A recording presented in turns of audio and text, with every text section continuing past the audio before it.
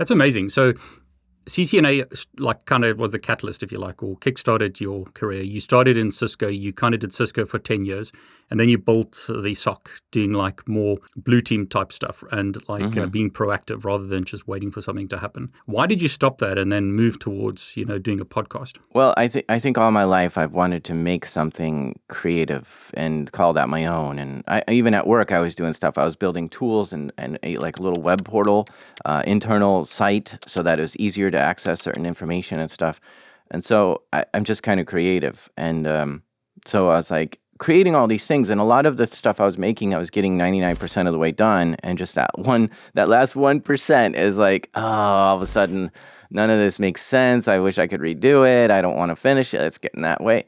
Like it's just too hard. But I mean, what I was doing during that time was I was blogging and I was writing down all the configs that I couldn't remember, memorize, or how to do certain things, like just a lot of technical notes for myself, really. And it was really helpful because you're explaining difficult concepts as simple as you can, and that helps a lot of other people. And so, building off that, kind of seeing that there were people appreciating the stuff I was putting out there, and I was really in love with podcasts, I decided to create a podcast with what I said earlier in mind. I want that full story from beginning to end. I don't want just the latest news or interviews from experts. I want to hear that whole thing. And because some hacking stories are just so high drama, I mean, there's crazy stuff that happens in there. I think that would be great audio because I just love listening to This American Life and Radiolab and this sort of thing.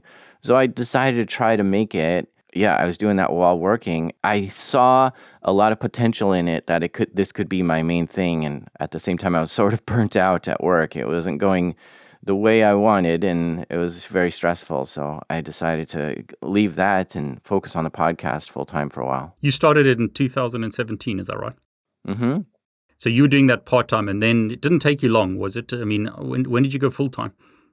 Probably like 6 months into it. Yeah, I mean, talking about the creative side, I mean, there's definitely a huge amount of creativity in what you do. I've heard you in other interviews explain why you didn't see yours as the same as other people's, or why you wanted to create this, because it wasn't available. Is that right? There was nothing like you were creating out there. Yep. The stories are, I think, where I was really focused on, right? Yeah. And so the podcasts out there were either news focused or experts, or teaching a technical concept that's sometimes dry and boring.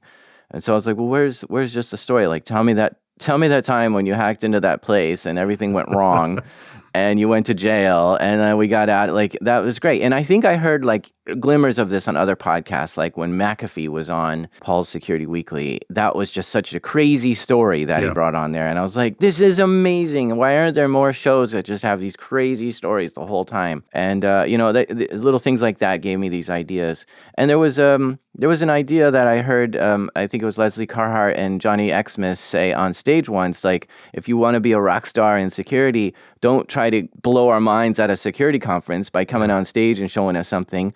Go to Comic-Con and tell them there that you're a hacker and these are the things you do for a living, and be a speaker there or some other non-security event, and watch how the people just go crazy over you. They're gonna be amazed at the stuff you're doing. And I was like, oh wow. So if I take some of what I know in security and try to point it towards just the general audience, there's something there as well. So that I kind of had them in mind when I was making this. It's not going to be just for security, but I wanted the people who are in security or in IT to have this appreciation for it and maybe even learn something along the way. And sure enough, they do. So I kind of shoot on both sides of the fence for the audiences too.